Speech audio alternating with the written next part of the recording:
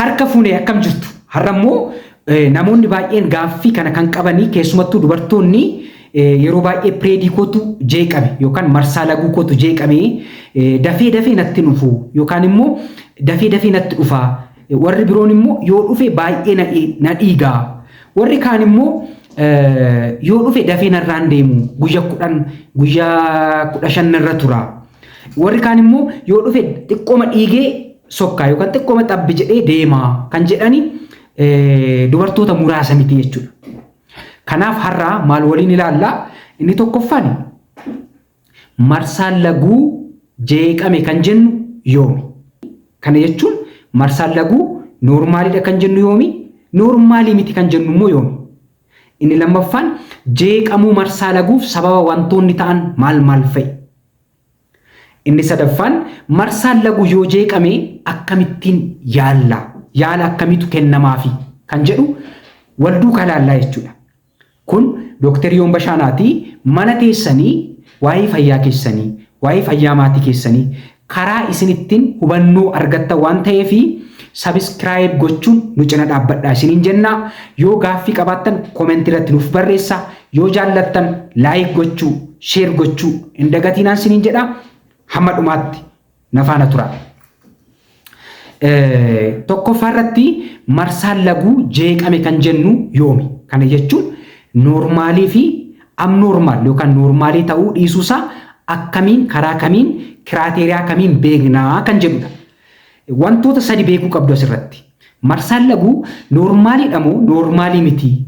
Fayya qabeessa moo fayyaa miti jennee kan nuti ittiin adda baasnu wantoonni sadi jiru. Inni tokkoffaan frequency jennee waamna. Inni lammaffaan duration. Inni sadaffaan amount. Wantoonni kun baay'ee importantidha. Frequency jechuun guyyaa meeqaan dhufa. Guyyaa 28 immoo, guyyaa 26 immoo, guyyaa 27 immoo, torbee 2 immoo, guyyaa 40 dhufa moo kan jedhudha.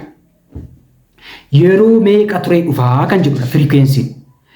Normaaliin frequency irratti normaaliin guyyaa 21 haga 35 qabachuu qabdu. Kana lamaan gidduu yoo ta'e normaaliidha jechuudha. Marsaan laguu tokko. Guyyaa 21 haga guyyaa 35 yoo ta'e normaaliidha jechuudha. Kana gidduutti dhufa yoo ta'e, kana gidduutti taphata yoo ta'e marsaan laguu keessan normaaliidha jechuudha. Wanti si yaaddessu hin jiru jechuudha. Kitaabni tokko amma guyyaa 38 40 warri jedhanillee jiru kan qabachuu qabdan sin guyyaa 21 haga 35 gidduutti dhufuu qaba marsaan laguu dubartii tokko normaalii yoo ta'e jechuudha.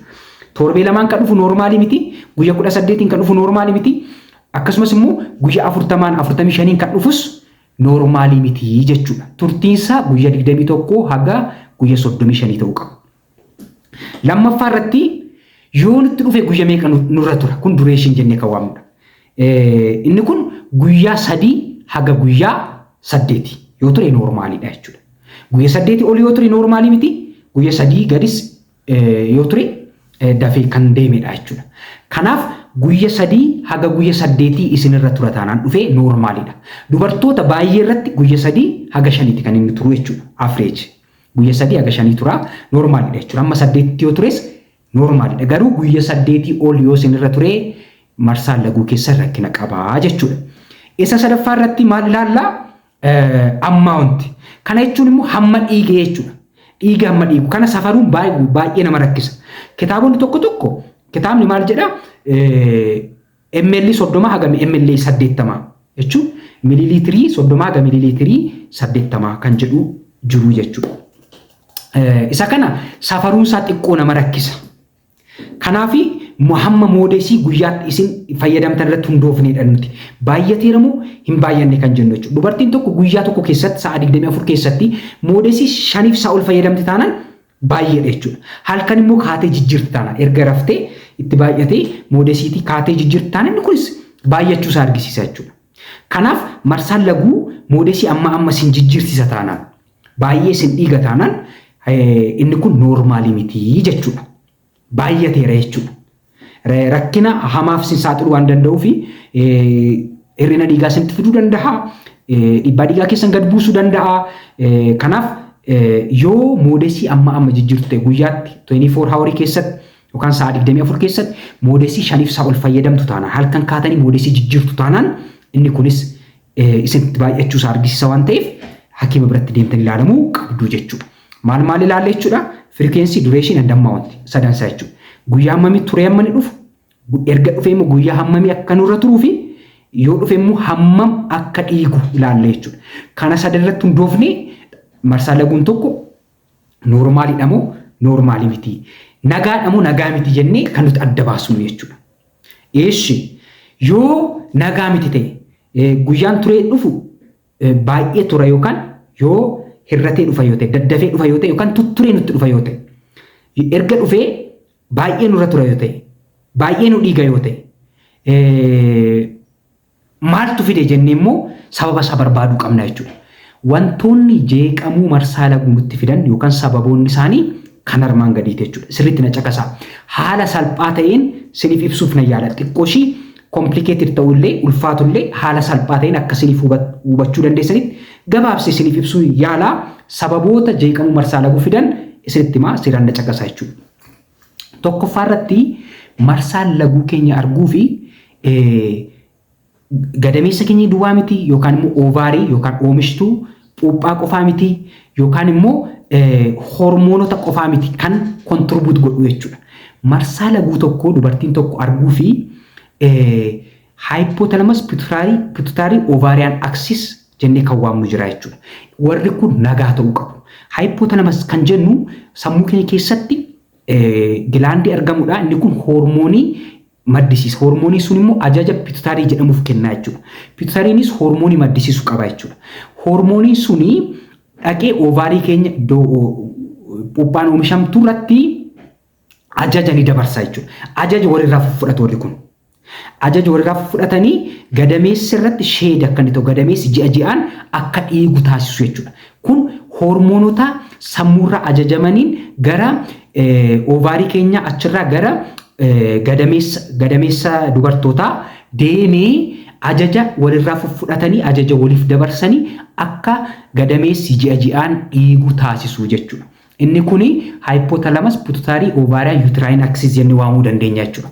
Walumatti warri kun arfan nagaa ta'uu qaba jechuudha. Hypothalamus irraa hormoonii maddu pituitariif ajaja ni dabarsa. Pituitariin immoo ajaja sana fuudheetu gara ovaarii geessa hormooniin akka isaan maddan taasisa jechuudha. Rakkinni iddoo tokkotti jira taanaan dubartiin tokko marsaa laguu ishii jeeqamuu ni danda'a jechuudha. Kanaaf marsaan laguu gadameessuma keessaa kan dhiigu qofaa miti jechuudha. Ajaja sammuurraa barbaada. Ajaja gilaandii hypothalamus irraa pituitarii irraa barbaada jechuudha. Kanaaf namoonni baay'een yeroo dhiphatanii marsaan laguun isaanii kan jeeqamu jechuudha. Dubartoonni baay'een dhiphinarraa dhufuu danda'a. Hormoonota estrogen, progesterone, FSH, LH jennee kan waamnu hormoononni baay'een jiru. Warri kun amma wantoota ani tarreesserraa kan maddan ajaja waliif kennanii seeraan organized ta'ee ji'a ji'aan gadameessi dubartii tokko akka dhiigu kan godhanidha jechuudha. Kanaaf yeroo tokko dubartiin tokko ulfaatina baay'eellee yoo qabdi ta'e ulfaatinni ishii gad bu'aa yoo ta'e ulfaatinni ishii baay'ee ol ka'aa yoo ta'e jeeqamuu marsaa laguuf fiduu ni danda'a jechuudha. Rakkina hormoonii faana waan wal qabatuufidha jechuudha inni kun. Kanaaf rakkina hormoonii kan fidan weight change dhiphachuun fiduu ni danda'a jechuudha. Kanaafuu warri kun nagaa ta'uu qabu. Nagaatti arguuf dubartiin tokko marsaa laguu ishii nagaatti arguu fi wantoota namni tarreesse nagaa ta'uu qaba jechuudha. Inni gara biraan gadameessi keenya nagaa ta'uu qaba. Karaan irra yaa'u gadameessii fi karaa marsaan laguu gad ba'u nagaa ta'uu qaba jechuudha. Karaan irra yaa'u nagaa ta'uu qaba. Nagaa miti taanaan jeeqamuu ni danda'a jechuudha. Gadameessa keenya irra fakkeenyaaf wantoonni dhiigan jiru taanaan kan akka dhiita'uu gadameessaa yookaan ixii gadameessaa inni kan waamu inni jira taanaan pooliip maayoomaa jennee kan waamu warri kunis gadameessa irra jiru taanaan marsaa laguu keenya jeequu danda'u dhiiguutiin jechuudha. Kanaafiyyuu marsaa laguu jeeqamuu marsaa laguu kan fidan sababa tokko jennee kaa'uu hin dandeenyu jechuudha. Sababoota baay'eetu marsaa laguu jeeqamuu fiduu danda'u jechuudha. Inni gara biraan immoo hormoonota kanarraa adda kan ta'e akkasumas immoo rakkina gadameessa keenyarraa adda kan ta'e rakkinni keessoo yookaan dhibeen keessoo kan akka kantaruu dhiigaa rakkinni kantaruu dhiigaa yoo jiraate. Amma fakkeenyaaf namoonni dhiiga qallistuuf aspiriinii fa'aa fudhatan dhiigni isaanii akka qallatuuf dhiiguu ni danda'u. Gadameessi isaanii ji'a yeroo dhiigni isaaniitti baay'achuu danda'a jechuudha. Warri kun immoo akkamittiin adda baasna rakkinni kantaruu dhiigaa yoo jiraate jechuudha. Dhiigni baay'ee qallachuun dhiigu kontirool gochuu yeroo dadhabu dhiigni keenyi rakkina uumamuudha jechuudha. Inni kun immoo yeroo tokko wanta akka diddiimaa raashii ikmoosis pitishaayee jennee waamna afaan yaalaatiin. Warri kun ikmoosis jennee kan waamnu gogaa keenya irratti mul'achuu danda'u jechuudha. Funuu dandeenya, bobbaa keenya irratti dhiiga arguu dandeenya. Yeroo tokko yeroo ilkaan keenya rigannullee dhiiguu danda'a jechuudha ilkaan keenya. Milikkitoonni kun yookaan mallattoonni kun yoo jiraatan rakkina dhiiguu yookaan immoo kantaruu dhiigaa faana wal qabachuu danda'a jechuudha. Rakkina gadameessaa, rakkina hormoonii alatti illee marsaa dhiigaa nutti baay'achuu, marsaa laguu nutti baay'achuu kan fidan rakkoon dhibee keessollee jiraachuu ni danda'u jechuudha. Kanaaf rakkina akkasii warri qabdanii dhiiguu funyaanii akkasumas immoo raashiin amma gogaa irratti bahan isinitti himee akkasumas ilkaan yeroo rigattan baay'ee isin dhiiga taanaan akkasumas immoo karaa gadameessas baay'ee marsaan laguu isinitti baay'ata taanaan dhibee keessoo faanas wal qabachuu waan danda'uu fi hakiima bira deemtanii ilaalamuu qabdu jechuudha. Kanaaf sababni marsaan laguu jeeqamuu tokko yookaan lama jennee kan lafa keenyu miti jechuudha. Yoo akkamitti yaallaa yoo rakkin hormoonii jiraate hormoonii istiroojiinii piroojestoonii kan qabu kan akka COC combined oral contraceptive yookaan choice jettanii kan waamtanii isa kennuutiin akka inni hormooniin baayilaansii ta'ee ji'atti marsaa laguu ishee dubartiin argitu ni taasifamaa jechuudha. Inni gara biraan maatsanii yookaan gadameessa rakkinni yoo jiraate rakkina sana tiriit gochuudha jechuudha. Underlying cause tiriit gochuudha rakkina sana. Rakkina baay'achuu yookaan baduu marsaa laguuf sababa kan ta'e isa sana tiriit gochuudha jechuudha. Amma fakkeenyaaf dhiitoon gadameessa yoo jiraate maatsanii xiyyeettanii kan waamtan jechuudha. Yeroo baay'ee common term ta'ee kan waamamu jechuudha. Inni yoo jiraate isas tiriit gochuun barbaachisaadha jechuudha. Inni gara biraan yeroo tokko qorichuma nuti mala ittisa ulfaaf fudhannu yookaan immoo qusannoo maatiif fudhannu kan akka post piilii kan akka waggaa 3 irree keessa kan awwaalamu kan ji'a 3 marfeen kennamu wantoonni kun jeeqamu marsaa laguullee fiduu danda'u jechuudha. Kanaaf marsaa laguu keenya yoo jeeqanii hakiima keenya faana mari'achuu qabnaa jechuudha. Even qusannoo maatii nuti fudhannee mala ittisa ulfaa nuti fudhannee marsaa laguu keenya jeequu danda'u jechuudha. Kanaaf karaa kana marsaan laguu keenya yoo jeeqamee hakiima nu hordofu biratti deemnee mariisuutiin qorichootaan amma isiniin jedhe. Yoo immoo altiraasaawundii kaatanii gadameessa rakkinni jiraate immoo rakkina gadameessa irra jiru sana yaaluudha jechuudha. Yoo baay'ee dhiphanna ta'e dhiphina hir'isuudha. Yoo ulfaatinni keenya madaalawaa miti ta'e dheerina keenya faana ulfaatina keenya madaalawaa gochuudha jechuudha. Yoo rakkinni biraa rakkinni hormoonii jiraate immoo hakiima keenya faana mari'achuutiin choice fudhachuu dandeenya. Choice jechuun combined oral contraceptive estrogenii progesteronii iddoo tokkotti kan qabu akkuma footoo kanarraa argitan jechuudha. Inni gara biraanii yeroo tokko yeroo marsaan laguu dubartoota jalqabuuf jedhullee ni jeeqama jechuudha. Hamma qaamni isaaniif hormooniin dura isinitti himee tiraakiin dura isinitti himee hamma istabalaayis ta'utti hamma hulbarutti xiqqoo jeeqamuu jiraachuu ni danda'a jechuudha. Dafee isaanitti dhufu kan turee isaanitti dhufullee danda'a jechuudha. Hamma wal barate yeroo isaan jalqabu umurii waggaa 13 waggaa 14tti yeroo waggaa 12tti isaan jalqabu wantoonni kun mul'achuu ni danda'u jechuudha. Akkasumas immoo yeroo menopoosii yookaan gara marsaan laguu baduutti yeroo dhiyaatan illee jeeqamuu danda'a jechuudha. Akka firikweensi isaa jeeqamuu ni danda'a jechuudha.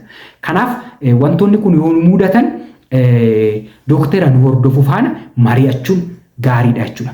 Baay'een dhiphatinaa ni sirrata jechuudha. Qorichaan ni sirrata, rakkina jala jiru erga baramee ni sirrata jechuudha. Dhiphachuu hin qabdanii jechuudha. Noormaalii ta'uusaa karaa ittiin adda baastan karaa salphaa ta'een isinitti himuu yaaleera. Yoo noormaalii miti ta'e immoo sababni jeeqamaa inni jedhame sababiin isaa ni barbaadama jechuudha.